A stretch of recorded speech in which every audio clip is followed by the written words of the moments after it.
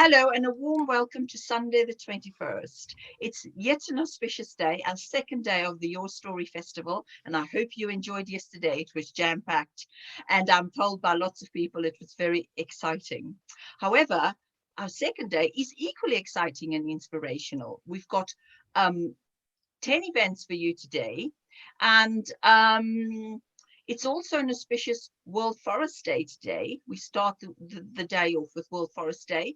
And it's also Nowruz, which means it's a Persian celebration of new beginnings and growth. And it feels quite auspicious. And we feel really lucky to be here celebrating our festival with you. So beyond that, I'd like to invite our volunteers, scholars and graduates to help us tell you what is good to listen to today and what they are looking forward to. So Susan, who is our festival manager, if she can start us off and say, what are you looking forward to today, Susan? Well, Bev, I've got a couple of things from Sunday's programme that kind of jump out at me, and they are short and sweet and cut it out. I'm putting them together really as my highlights of Sunday. One's in the morning and one's in the evening. Quite a few people watching this will have had the pleasure, or otherwise, of receiving emails and messages from me during the time that we've been organising this amazing festival. And I promise that I will listen carefully to Aman and to George, and I will use their tips and techniques in future to ensure that my communications are much more concise and to the point. Lovely. And I'm sure we're going to get some top tips from both Sure of we them. are. So Sure thank we you, are. Susan. And we're off to hear from Betty, who's based in Portugal and who's been working tirelessly across Europe to gather participation and interest. And Betty's an author, writer and editor in her own right. So Betty, what are you looking forward to today? Two very topical events that you must not miss today are Seeing the Trees in the Woods, which looks at how storytelling is used to save the planet, and Keeping You Informed and Alive, how plain language is saving lives during the COVID-19 pandemic. Wow, hugely topical, hugely important, not to be missed. Wonderful. Thank you for letting us know about that, Betty. And then we turn to Rachel, who is the Your Story creative director. What are you looking forward to, Rachel? I'm looking forward to two very different events. One of them is an interview between Ian Martin and Julie Bindel. And Ian Martin was one of the co-writers on The Thick of It, and he was actually the swearing consultant for Malcolm Tucker. And he's talking about a career in swearing and how swearing works in language. And plain language is often very sweary, so it's a really good topic for this festival. And I'm really, the last one, our last event is on Sunday evening, and it's unconscious storytelling of the body, which I think at the moment, nobody has any body language right now because we all see ourselves from our shoulders up. But when this is over, I think it'd be really important to learn more about how much your body language gives off very specific signals unconsciously, and how you can change that, and what it is that you're saying and what other people are saying to you. And I think the fact that it's our last event is a brilliant thing, because I think it really will help us ease us into the idea that we will get to see people again in person, and it'd be really good to know what they're saying to us that isn't words. Yes, and I also believe we're getting out of our chairs for that event. We've been sitting down in front of screens and we're getting up and we're doing something active. So that's really great. And I'm sure thinking about swearing and the whole Malcolm Tucker saga, that's going to be hugely interesting and quite a lot of fun, I'm sure. I know there's a lot of people who've booked for that already. So thank you for that, Rachel. And now we're off to Harry, who's our screenwriter graduate. What are you looking forward to, Harry? Well, I personally am looking forward to It's a Wrap, because it is run by screenwriters, which, as you mentioned, is my sort of field of study back when I was at uni. As well as that, I'm really looking forward to Break a Leg, because that's all about the language used in theatre. And I did some playwriting back in uni, and mentored under a couple of playwrights. So I'm really going to be looking forward to getting sort of back into that world, because it's one I've been apart from for a while now. Oh, great. So some technical thinking around screenwriting and theatre and writing for theatre, etc. Wonderful. Thank you. So as you can see, ladies and gentlemen, last but no means least, what I'm looking forward today are two business type events, and one is boosting your business with podcasting. Very topical, very current, part of the whole social media marketing trend. What can that do for you? Ian Farrow will be speaking to Jackie Norton about that first thing in the morning, straight after this little chat. And then the other thing I'm looking for, which ties into it, is what's your point? Looking at PR messaging and branding.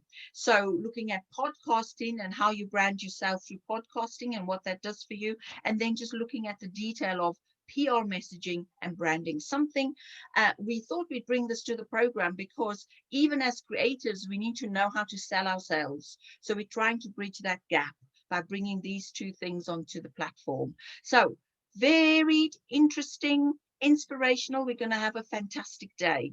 But last but no means least, I do have to say a huge thank you to everybody who's participated, our invaluable volunteers, and also our speakers and hosts who have given up of their time to participate today and help prepare this event, an interesting 2 days with us. And on that note, I would like to invite everybody to our cocktail event at 9 o'clock.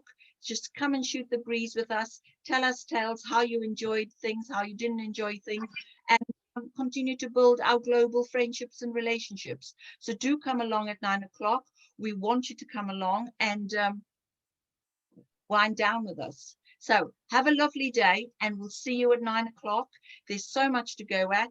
Have fun. But before we do that, I'd like Juliana Sastini, who's sitting there very patiently, all the way from Canada, who has worked tirelessly with universities, colleges and schools to build participation across Canada. She didn't only stick to old Vancouver, she thought, I'll go all across Canada. So out of her own initiative and resourcefulness, Juliana has done this. But beyond that, Juliana is a very successful and creative writer herself. So she's going to kick us off today again with the second part of her series. And yes, to kick us off.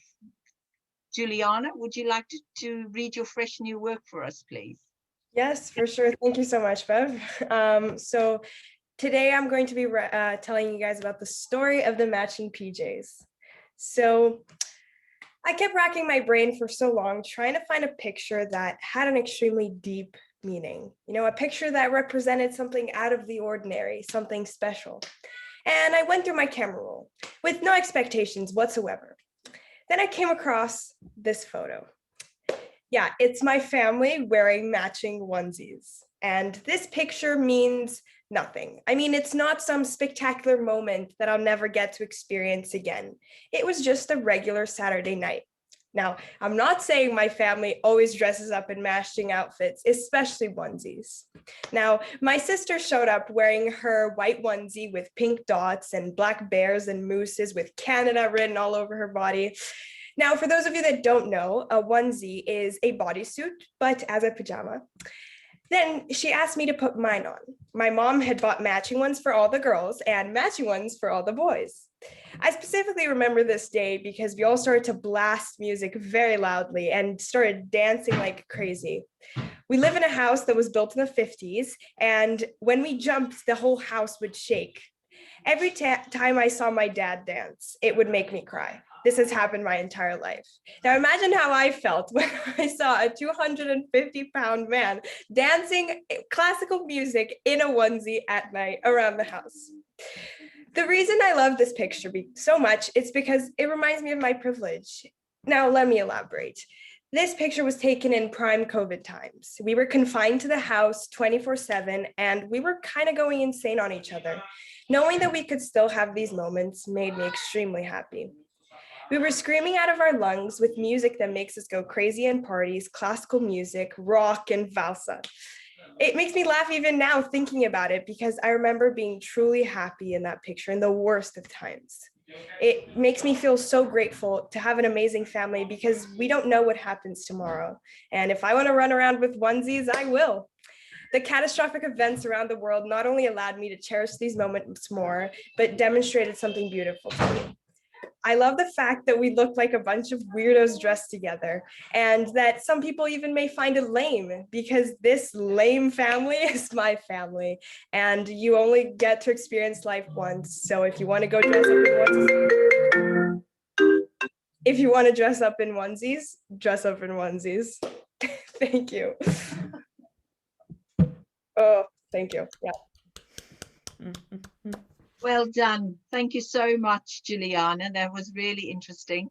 And yeah, giving us permission to just live freely and enjoying ourselves. So let's go ahead and enjoy the day, everyone. And we'll see you at cocktail hour. Thank you so much. Have fun. Bye-bye. Bye. Bye, everyone. Bye-bye.